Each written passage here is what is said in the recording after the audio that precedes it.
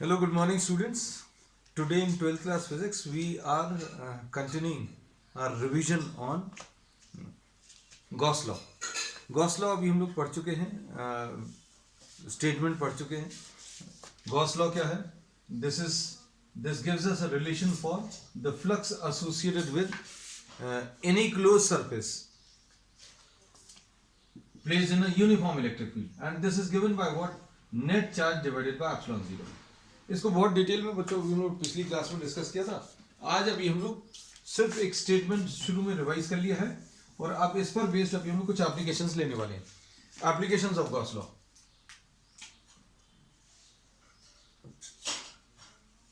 Applications.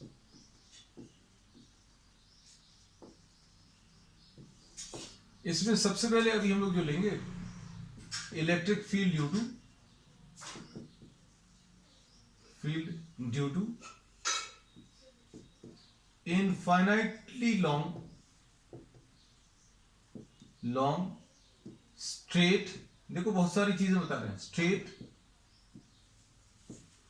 Uniformly charge conductor. Uniformly charge wire. एक uniformly charge wire है और इसकी वजह से हम लोगों को इलेक्ट्रिक फील्ड का कैलकुलेशन करना है.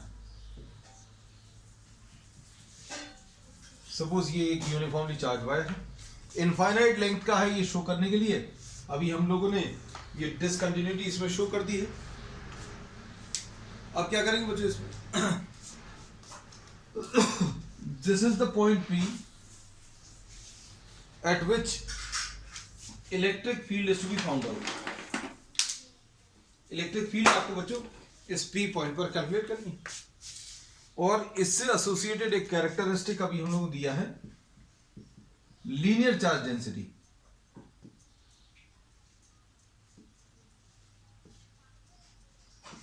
Linear charge density lambda. This is what charge per unit length. इसका फायदा क्या होता है बच्चों? अगर अभी हम लोगों को चार्ज कैलकुलेट करना है, अगर आपने एक छोटी सी लेंथ ले ली, जैसा कि अभी हम लोग करने वाले हैं, हम लोग एक अगर छोटी सी लेंथ ले लेंगे, उसके ऊपर चार्ज अगर कैलकुलेट करना है तो चार्ज निकालने के लिए लैम्डा इनटू लेंथ कर देना. You will get what? The charge on the small length of the conductor. अब इसमें इस पॉइंट पर इलेक्ट्रिक फील्ड को अगर अभी हम लोग एनालाइज करें तो इलेक्ट्रिक फील्ड का इस पॉइंट पर direction will be radially outward. हम लोग इसमें ये बोलेंगे इलेक्ट्रिक फील्ड का बच्चों डायरेक्शन इस पॉइंट पर ऐसा कुछ रहने वाला है. अब ये perpendicular to the wire and radially outward ऐसा ही क्यों होगा? इसका भी रीजन अभी हम लोग बता सकते हैं. इसमें अभी हम लोग ये बोल सकते हैं, जैसे सपोज अगर आपने एक छोटा सा एलिमेंट यहां पर लिया, इसके कारण इस पॉइंट पर इलेक्ट्रिक फील्ड ऐसी रहेगी, अवे फ्रॉम दी पॉजिटिव. और सिमिलर एलिमेंट अगर आपने यहां पर ले लिया, similar element if you are taking on this side, तो इसके कारण इस पॉइंट पर electric field will be away from the positive. और इन दोनों का रिजल्टेंट अगर अभी हम लोग देखेंगे तो इन दोनों का रिजल्टेंट यहां कहीं पर बीच में आएगा. इसके दो कंपोनेंट्स आएंगे, एक ये वाला पैरेलल टू द वायर और एक परपेंडिकुलर टू द वायर. तो पैरेलल टू द वायर ये वाला कंपोनेंट और पैरेलल टू द वायर ये वाला कंपोनेंट कैंसिल करेंगे, सिर्फ ये बचेगा, है ना. तो ये चीज समझनी जरूरी है कि इलेक्ट्रिक फील्ड का डायरेक्शन कैसे रहने वाला है, क्योंकि इलेक्ट्रिक फील्ड इंटेंसिटी अगर आपको P पॉइंट पर बतानी है तो आपको मैग्नीट्यूड और डायरेक्शन दोनों बताने हैं. तो अब हम लोगों ने क्या किया है, P पॉइंट पर इलेक्ट्रिक फील्ड इंटेंसिटी का डायरेक्शन बता दिया. तो डायरेक्शन कैसे रहने वाला है? Direction will be away from the positive and will be directed radially outwards. अब हम लोग इसको ऐसा लिख दे रहे हैं, this is a point P which is at a distance r. So the direction of electric field at P, direction of electric field intensity at P is perpendicular to the wire and radially outward. क्योंकि आपने ये positively charge wire ली है. अगर negatively charge wire ली होती, अगर ये पूरे wire के ऊपर नेगेटिव चार्ज होता तो अभी हम लोग क्या करते, हम लोग इसको रेडियली इनवर्ड लिखते। अब जिस पॉइंट पर आपको इलेक्ट्रिक फील्ड बतानी है उस पॉइंट से पास होता हुआ एक गॉसियन सरफेस लेना। So now what will be doing, we will be taking what, a Gaussian surface which passes through the point P. P point से पास होने वाला गॉसियन सरफेस किसी भी शेप का हो सकता है, लेकिन सरफेस अभी हम लोगों को ऐसा सिलेक्ट करना है which create some sort of symmetry. कैसी सिमेट्री, सिमेट्रिक टू व्हाट, चूंकि ये लीनियर कंडक्टर है तो इसके साथ अभी हम लोग अगर स्फेरिकल कंडक्टर ले लें, सॉरी सिलिंड्रिकल गॉसियन सरफेस ले लें,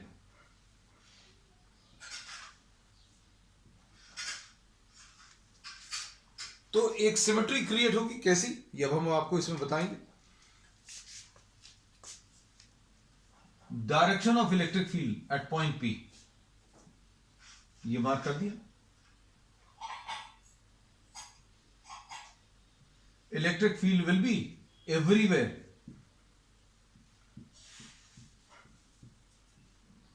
perpendicular to the wire and radially outward.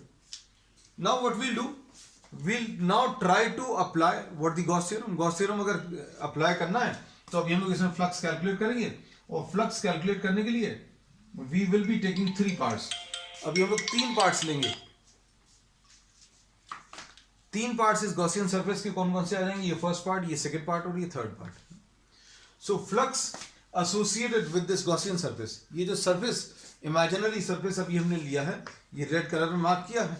So flux associated with the Gaussian surface will be equal to flux associated with the first plus flux associated with the second plus flux associated with the third.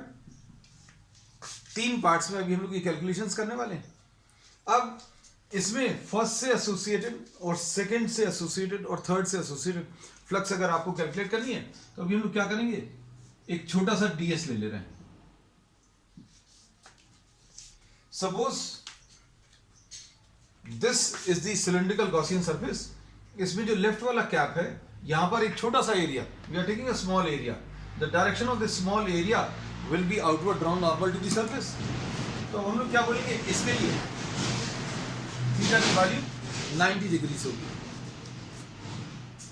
यहां पर अगर आपने एक छोटा सा area ले लिया, area का डायरेक्शन, इधर पर एरिया का डायरेक्शन अगर आपको कैलकुलेट करना है तो एरिया का डायरेक्शन इसके ऊपर, इलेक्ट्रिक फील्ड देखो रेड कलर से मार्क्ड है इलेक्ट्रिक फील्ड का डायरेक्शन, और इसके ऊपर छोटा सा एरिया ले लिया, उसका भी डायरेक्शन ये आएगा। So we say that for this theta will be equal to 0 degrees. Third वाला जो सरफेस है राइट कैप, राइट वाले, इसके ऊपर छोटा सा ds अगर आपने ले लिया, we are taking a small area, direction of this area will be towards the right side और इलेक्ट्रिक फील्ड रेडियली आउटवर्ड, तो इसके लिए भी थीटा की value 90 degree. So this is how we will be calculating what the flux associated with this cylindrical Gaussian surface. और ये cylindrical Gaussian surface क्यों लिया, क्योंकि this will be having some sort of symmetry with what, this linear charge conductor. अगर point charge है तो point charge में की वजह से एक रेडियल सिमेट्री होती है इलेक्ट्रिक फील्ड में, है ना। तो अभी हम लोग पॉइंट चार्ज के लिए जनरली एक स्फेरिकल सरफेस लेते हैं, लीनियर चार्ज कंडक्टर के लिए हम लोग ये वाला सरफेस ले सकते हैं। कौन सा, सिलिंड्रिकल सरफेस। अब देखो यह आ जाएगा E into d s into cos 90 first का, plus E into d s into cos 0 second का, plus E into d s cos 90 किसका, थर्ड का। तो ये बच्चों ये वाला पार्ट तो 0 हो गया, ये वाला पार्ट भी 0 हो गया, तो फर्स्ट और थर्ड से एसोसिएटेड फ्लक्स नहीं आएंगी। और फ्लक्स का कॉन्सेप्ट ही ये है कि किसी सरफेस को क्रॉस करने वाली नंबर ऑफ फील्ड लाइंस। अब इसमें से फील्ड लाइंस ऐसी कुछ निकल रही हैं, है ना, रेडियली आउटवर्ड। अब ये अगर ऐसी कुछ निकल रही तो इसको लेफ्ट वाला जो सरफेस है उसको क्रॉस नहीं करेंगी। Suppose if you try to consider this left surface, तो ये वाली जो फील्ड लाइंस हैं ये इसको टच करती हुई निकल जाएंगी, क्रॉस नहीं करेंगी। तो क्रॉस करेंगी किसको, सिर्फ इसको कट करेंगी। तो we say that flux associated with the first surface, ये जीरो आ जाएगा, ये भी जीरो आ जाएगा। थीटा की वैल्यू क्योंकि बच्चों इसमें 90 है, इलेक्ट्रिक फील्ड ऐसा है, ds ऐसा है, तो यहां पर जो एंगल बनेगा वो 90 डिग्री। अब इलेक्ट्रिक फील्ड अभी हम लोगों ने बोला ऐसी कुछ है और ds ऐसा है, तो ये 90 डिग्री। अब इसमें ds भी यही है, इलेक्ट्रिक फील्ड भी यहां पर सेम है, तो थीटा की वैल्यू जीरो। अब देखो यह आ जाएगा e integration of ds cos 0 for the second. तो ये पहला वाला पार्ट बच्चों जीरो आ गया, दूसरे वाले को लिख लिया, तीसरा वाला पार्ट भी जीरो। तो ये कितना आ जाएगा e integration of ds for the second. सिर्फ इतना सा बचा। Integration of ds for second का मतलब क्या है, आपने इस सेकेंड सरफेस, ये जो सेकेंड सरफेस है कौन सा वाला, ये वाला, इसके ऊपर जो छोटा सा एरिया लिया है, ऐसे जितने भी छोटे छोटे एरियाज हैं उन सभी को आपको ऐड करना है। इधर पर जितने भी छोटे छोटे ds हैं उन सभी को आपको ऐड करना है, और इन सभी को अगर आप ऐड करोगे तो you will get what, the total curved surface area. और कर्व्ड सरफेस एरिया, और E इंटू ये 2 पाई RL आ जाएगा। Suppose L is the length of the cylinder. तो ये फ्लक्स मिल गया, तो फ्लक्स की वैल्यू कितनी आ गई, E इंटू 2 पाई RL। अब गॉस थ्योरम क्या बोलता है, गॉस थ्योरम ये बोलता है कि phi E is equal to 1 upon epsilon 0 times the net charge inside the surface। आप फ्लक्स को किससे इक्वेट कर दो, 1 upon epsilon 0 times the net charge। अब नेट चार्ज कैसे मिलेगा, नेट चार्ज निकालने के लिए भाई इसके अंदर कितना हिस्सा आ रहा है, ये जो अभी हम लोगों ने सिलेंड्रिकल, ये जो सिलेंड्रिकल गॉसियन सरफेस लिया है उसके अंदर कितनी लेंथ ऑफ द वायर आ रही है, जितना length of the Gaussian surface है। ये गॉसियन सरफेस, इसकी लेंथ L है, तो अब हम लोग बोलेंगे इस सिलेंडर के अंदर L लेंथ आ रही है। अब L लेंथ के ऊपर चार्ज निकाल लो, L लेंथ के ऊपर चार्ज अगर निकालना तो चार्ज निकालने के लिए लैम्डा इंटू L करना है बस। तो ये कितना आ जाएगा, phi E की वैल्यू रख लो बच्चों इसमें, E इंटू 2 पाई RL 1 upon epsilon 0 net charge. तो नेट चार्ज कितना आ जाएगा, lambda into L। Lambda into L कैसे मिलेगा, चार्ज निकालने के लिए लैम्डा को आप किससे, लेंथ से मल्टीप्लाई कर दो, तो लैम्डा इंटू L आपको क्या मिल जाएगा, नेट चार्ज। तो ये चीज याद रखना, net charge inside this will be the charge on this much length. कितना हिस्सा इस वायर का, कितना पोर्शन इस वायर का इस सरफेस के अंदर आ रहा है वो देख लो। ये अभी हमने डार्क कर दिया थोड़ा सा, इतना, this is the L length which is lying inside. इसके ऊपर चार्ज निकाल लो। अब चार्ज निकालने का तरीका क्या है, लैम्डा इंटू L, तो ये लैम्डा इंटू L आ गया, तो नेट चार्ज की वैल्यू रख दी। अब इसमें ये L और L कैंसिल होगा, तो इससे इलेक्ट्रिक फील्ड की जो वैल्यू मिलेगी वो कितनी आ जाएगी,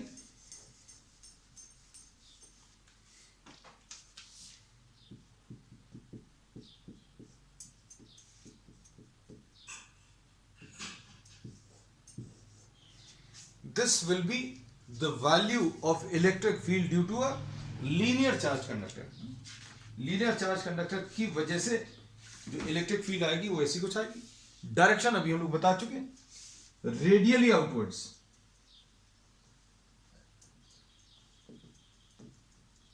रेडियली आउटवर्ड्स रहेगा and perpendicular to the wire. चलो अब नेक्स्ट, इसके बाद नेक्स्ट एप्लीकेशन है electric field intensity due to, अब सेकेंड एप्लीकेशन बच्चों, इसको नोट कर लेना और you can just take a screenshot quickly.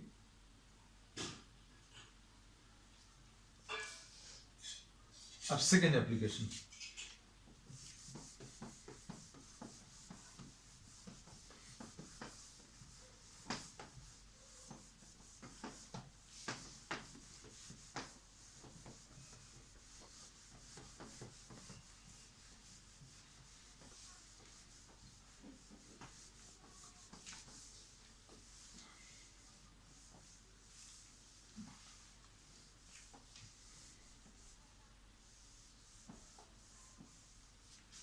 Next है electric field intensity due to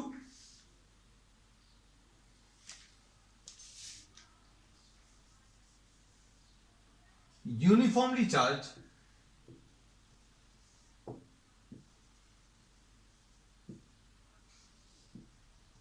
infinite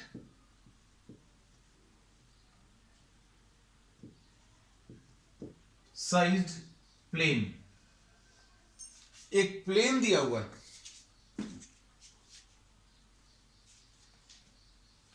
plane दिया और इनफाइनाइट साइज का है ना। इनफाइनाइट शीट भी बोल देते हैं, इनफाइनाइट साइज प्लेन भी बोल देते हैं, इनफाइनाइट शीट ऑफ चार्ज बोल देते हैं। अब इसमें अभी हम लोग बोलते हैं ये बच्चों इनफाइनाइट साइज का है, मतलब ये हर पॉसिबल डायरेक्शन में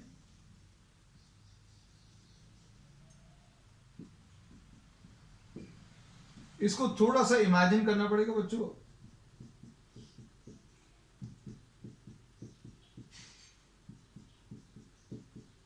कैलकुलेशंस बहुत ज्यादा टफ नहीं है, just try to understand the concept. हमने बोला एक इनफाइनाइट साइज का एक प्लेन है। अब ये प्लेन को बच्चों अभी हम लोग ये कह सकते हैं दिस इज अ प्लेन, ये थोड़ी सी थिक है, थिकनेस बिल्कुल नेग्लिजिबल रहेगा, मतलब अगर आप सिर्फ इसका एक कार्डबोर्ड कंसिडर करेंगे तो इसको भी हम लोग प्लेन मान सकते हैं, लेकिन ये फाइनाइट साइज का है। I am talking of what infinite size. अब ये अगर पॉजिटिवली चार्ज है, just try to imagine that this is positively charge, तो इसके कारण इलेक्ट्रिक फील्ड कैसी रहेगी, away from the positive on this side and it will be away from the positive on this side. So on both the sides direction of electric field will be away from the positive. तो सबसे पहली चीज जो अभी हम लोग इसमें बता सकते हैं कि electric field will be away from the positively charge plane. तो इसमें एक टर्म अभी हम लोग डिफाइन करते हैं, क्या, sigma surface charge density.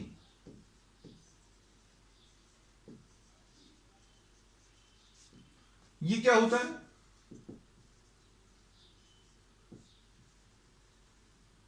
Charge per unit area, this is what charge per unit area. अब इसके कारण इस पॉइंट पर आपको इलेक्ट्रिक फील्ड बतानी है, you have to find out electric field due to this infinite size charge plane। ये uniformly charge है, मतलब एक जैसा चार्ज है, मतलब इसका मतलब ये है किसी एक जगह पर ज्यादा है किसी एक जगह पर कम है, ऐसा नहीं है, यूनिफॉर्मली चार्ज है। और चार्ज डेंसिटी इसलिए अभी हम लोग बता सकते हैं चार्ज पर यूनिट एरिया। अब इससे फायदा क्या होता है इस टर्म से, अगर कहीं पर अगर आपको चार्ज निकालना है तो आप क्या करोगे, चार्ज डेंसिटी को किससे, एरिया से मल्टीप्लाई कर देना। अब भाई आपने अगर इसका एक इतना छोटा सा एरिया ले लिया, इतना छोटा सा एरिया यहां पर, उसके ऊपर कितना चार्ज आएगा, चार्ज निकालने के लिए क्या करोगे, आप चार्ज डेंसिटी को इस एरिया से मल्टीप्लाई कर दोगे। अगर आपने इतना एरिया ले लिया, ये एरिया ले लिया, इसके ऊपर कितना चार्ज आएगा निकालने के लिए, चार्ज डेंसिटी को आप एरिया से मल्टीप्लाई कर दो। So this is what we do. अब हम लोग इसमें क्या करने वाले हैं, इलेक्ट्रिक फील्ड का डायरेक्शन मुझे इमेजिन करना पड़ेगा 3D में।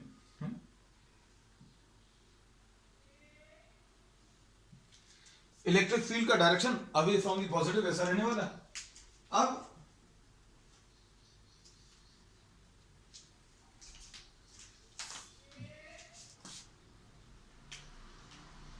जस्ट 1 मिनट,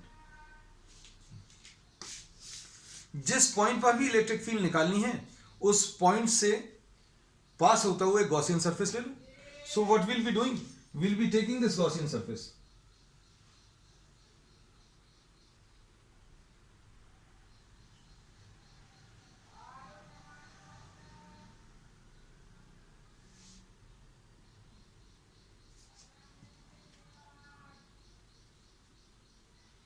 ये ऐसा कुछ गॉसियन सरफेस ले लिया।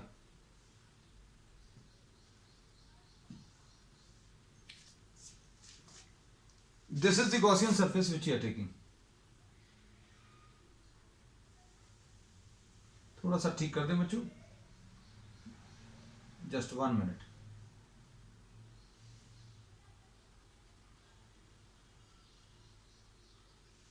ओरिएंटेशन थोड़ा सा गड़बड़ हो गया इसका, nothing to worry about. Diagram आप अच्छा सा बना लेना, हम थोड़ा सा इसको इमेजिन करवा दे रहे हैं।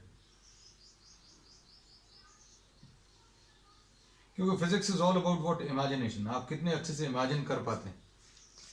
अब इसमें हम लोगों ने ये बोला कि अगर आपको इलेक्ट्रिक फील्ड इस पॉइंट पर बतानी है तो क्या करोगे, जैसे दिस इज द पॉइंट, इस पर आपको इलेक्ट्रिक फील्ड बतानी है, तो अब आप क्या करोगे, एक गॉसियन सरफेस लोगे, इस पॉइंट से पास होता हुआ। अब ये गॉसियन सरफेस आपने कैसा लिया, ये ऐसा कुछ है, इसमें मतलब half of the cylinder is passing on this side, आधा सिलेंडर इस तरफ है और आधा सिलेंडर इस तरफ है ना। So this is the type of diagram and just try to imagine, है ना। अब आप जहां से देख रहे हो ये प्लेन आपको स्ट्रेट लाइन जैसा दिख रहा होगा, ये स्ट्रेट लाइन जैसा, है ना। तो अगर आपको इस डायग्राम को इमेजिन करने में थोड़ी सी भी दिक्कत अगर जाती है तो अभी हम लोग क्या कर सकते हैं, तो इसमें we can draw this diagram like this. ये इनफाइनाइटली साइज्ड चार्ज प्लेन है, थोड़ा सा छोटा करके बना दे रहे हैं, ये पी पॉइंट है और इलेक्ट्रिक फील्ड अगर आपको मार्क करनी है तो कैसा मार्क करेंगे,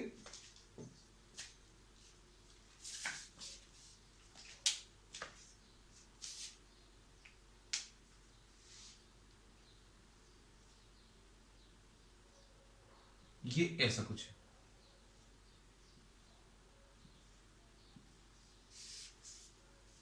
और इसमें इलेक्ट्रिक फील्ड जो अभी हम लोगों ने मार्क की थी वो भी मार्क कर दें। तो देखो अभी हमने कई तरीके से आपको इमेजिन करवाया, एक्चुअल में आपको फिजिकली दिखाया भी कि ये गॉसियन सरफेस कैसा है। एक डायग्राम ये है, एक ये वाला है, और फिजिकली भी आपको दिखा दिया। फिजिकली एक बार फिर से आपको इमेजिन करवा दें। सपोज ये इनफाइनाइट साइज चार्ज प्लेन है, आपको इस पॉइंट पर आपको इलेक्ट्रिक फील्ड निकालनी है। इस पॉइंट से पास होता हुआ आपने एक ऐसा सिलेंड्रिकल गॉसियन सरफेस ले लिया, है ना। नाउ इलेक्ट्रिक फील्ड का डायरेक्शन ये भी मार्क कर दिया। So this is the diagram which you will be able to visualise with the help of this. ये वाला डायग्राम आपको ज्यादा अच्छे से दिखेगा, ठीक है। अब इसके अंदर ये जो गॉसियन सरफेस अभी हम लोगों ने सिलेक्ट किया है, इस गॉसियन सरफेस के अंदर चार्ज प्लेन का कितना पोर्शन लाई कर रहा है, just try to think over it. ये जो गॉसियन सरफेस अभी हमने सिलेंडर लिया है, इसके अंदर चार्ज प्लेन का कितना एरिया लाई कर रहा है, वो सोचो। वो सोचने से फायदा क्या होगा, हम लोगों को नेट चार्ज पता चल जाएगा, है ना। तो अब देखो हम लोग क्या करेंगे, इसमें अब 3 पार्ट्स करने वाले हैं फिर से, first, second and third.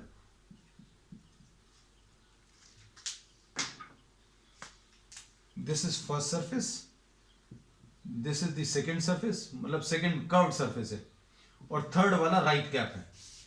First left वाला कैप है, सेकेंड कर्व्ड सरफेस है, थर्ड जो है राइट कैप है। अब देखो यहां पर डीएस ले लो,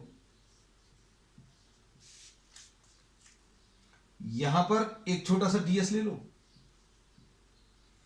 यहां पर एक छोटा सा डीएस ले लो। ये डीएस, ये देखो अच्छे से देखिएगा इस वाले डायग्राम में, ये डीएस और यहां पर ये डीएस। अब क्या करेंगे, flux associated with this Gaussian surface will be calculated in 3 parts.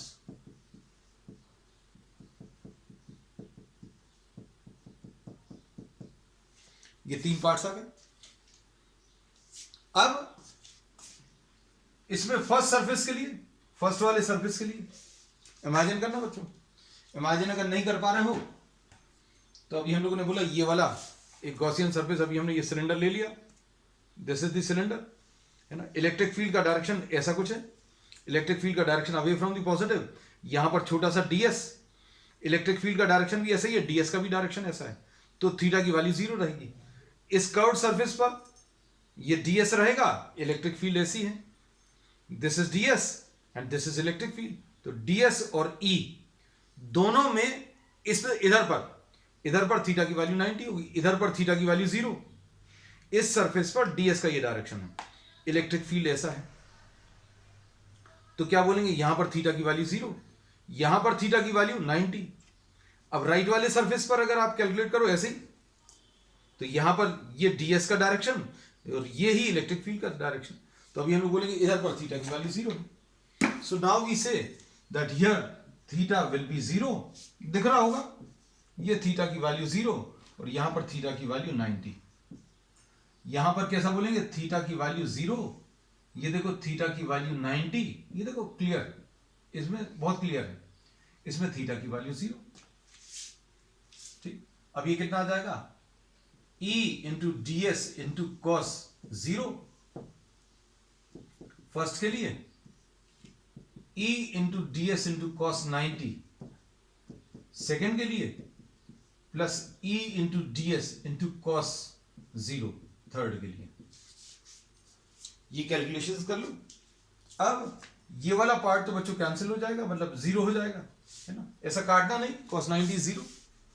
अब ये कितना आ जाएगा, E integration of ds first के लिए, plus E integration of ds किसके लिए, सेकंड के लिए। अब फर्स्ट वाला सरफेस कौन सा है, फर्स्ट वाला सरफेस अभी हम लोगों ने बोला था, फर्स्ट सरफेस इज व्हाट, इसमें ये वाला आपकी तरफ से अगर अभी हम लोग देखें तो लेफ्ट वाला सरफेस, और ये राइट वाला सरफेस, ये वाला, this is the right surface. अब इसमें हम लोग क्या बोलेंगे, इंटीग्रेशन ऑफ ds, मतलब क्या है, इधर जितने भी छोटी छोटी एरियाज हैं आप सबको ऐड कर लो। तो सपोज एरिया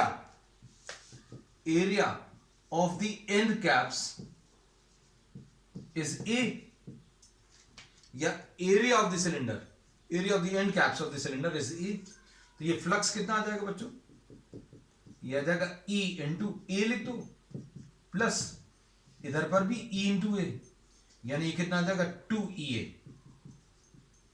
ये फ्लक्स आ गया।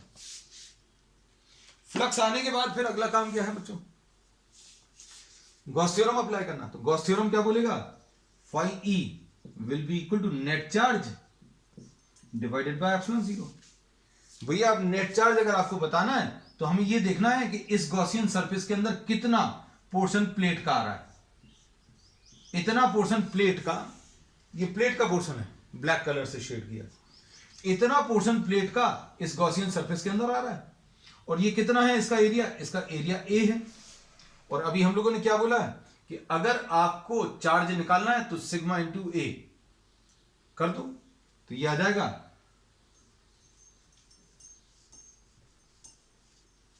फाई E की वैल्यू 2EA आ गई, और इसको सिग्मा इंटू ए लिख दिया अपॉन एप्सिलॉन 0, तो ये कैंसिल होगा, और E की वैल्यू सिग्मा अपॉन 2 एप्सिलॉन 0, ऐसा कुछ है।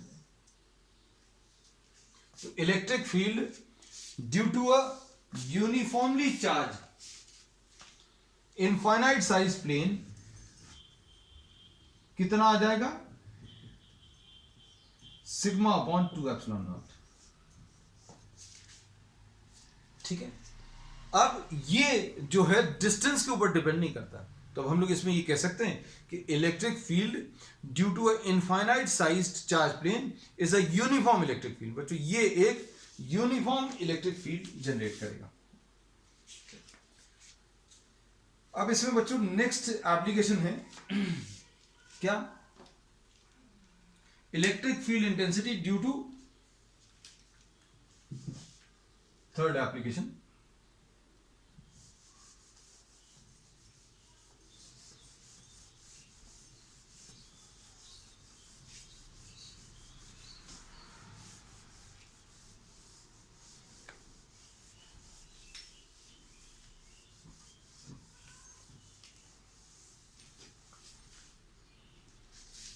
electric field due to a uniformly charged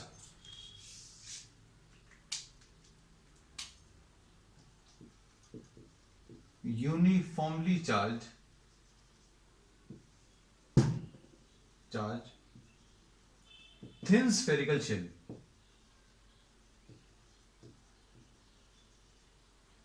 ये थर्ड एप्लीकेशन बच्चों, ये तीन दिए हैं डिटेल में बच्चों, अभी उन्होंने रेगुलर कोर्स में बहुत सारे केसेस लिए हैं, लेकिन अभी हम लोग we are just focusing on the content which is given in NCERT, है ना। अब देखो, ये एक थिन स्फेरिकल शेल है,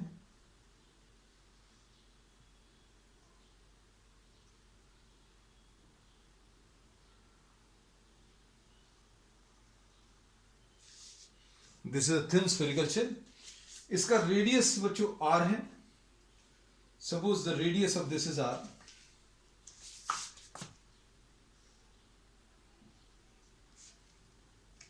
charge on the shell Q है, रेडियस इसका आर है। यू कैन सिलेक्ट, अभी हम लोग सिलेक्ट कर सकते हैं इसमें सरफेस चार्ज डेंसिटी भी, लेकिन इसमें जरूरत नहीं पड़ेगी, इसलिए अभी हम लोग नहीं यूज कर रहे हैं। एनसीईआरटी में दिया हुआ है ना, तो अभी आप चाहो तो वैसा भी ले सकते हो। This is what charge per unit area. तो चार्ज कितना है बच्चों, चार्ज इसमें क्यू है अपॉन व्हाट 4πr², तो ये 4πr² ले लो, ऐसा ले सकते हो। अब इलेक्ट्रिक फील्ड के कैलकुलेशंस में दो केसेस पॉसिबल हैं। दो केसेस क्या पॉसिबल हैं, electric field inside and electric field outside, है ना। दोनों के कैलकुलेशंस अभी हम लोग इसमें करेंगे। तो सबसे पहला केस इसमें electric field intensity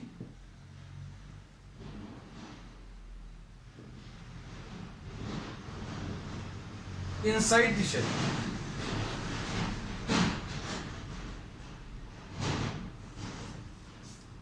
electric field intensity अभी हम लोग कैलकुलेट कर रहे हैं inside the shell.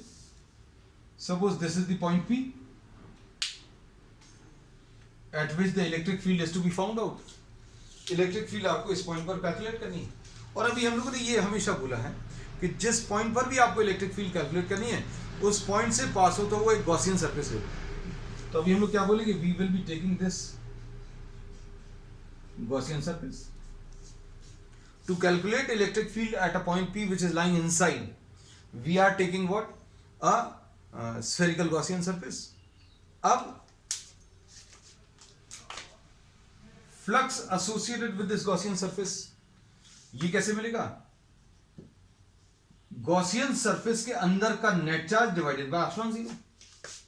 net charge inside the Gaussian surface divided by epsilon naught।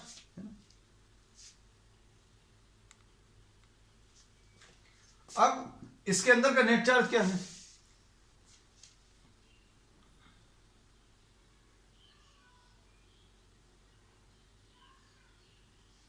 इसके अंदर का net charge, since this is lying, this Gaussian surface lying inside, तो किसी भी कंडक्टर को या किसी भी शेल को जो भी चार्ज दे रहे हैं वो तो सरफेस पर है। अब अंदर तो मैटर ही नहीं है, तो अंदर चार्ज भी नहीं है, तो इसके अंदर का नेट चार्ज बच्चों 0 है। तो फ्लक्स की वैल्यू बच्चों कितनी, 0 आ जाएगी। और फ्लक्स अगर 0 आएगा तो अभी हम लोग बोलेंगे इलेक्ट्रिक फील्ड की वैल्यू भी 0 आएगी। तो electric field intensity inside the shell is 0। ये पहला केस हो गया। अब उसके बाद दूसरा केस अभी हम लोग इसमें लेंगे। सेकेंड केस क्या है, इलेक्ट्रिक फील्ड, इसको नोट कर लो बच्चों, क्योंकि अभी हम लोग इधर ही पर, क्योंकि वो वाला पार्ट अब नहीं करेंगे, आज भी solving this on this part। electric field outside,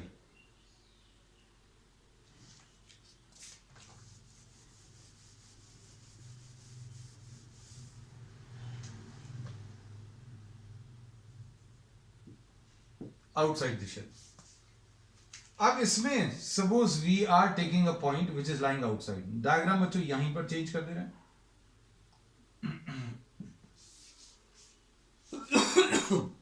अब फिर से क्या करेंगे, इस पॉइंट से पास होता हुआ एक गॉसियन सरफेस ले लो, and this is a point which is lying at a distance r। वहां पर डिस्टेंस की जरूरत नहीं पड़ी थी अंदर वाले पॉइंट पर। क्यों, अंदर वाले पॉइंट पर इलेक्ट्रिक फील्ड 0 है, तो डिस्टेंस वाला कोई कॉन्सेप्ट आया भी नहीं था, है ना.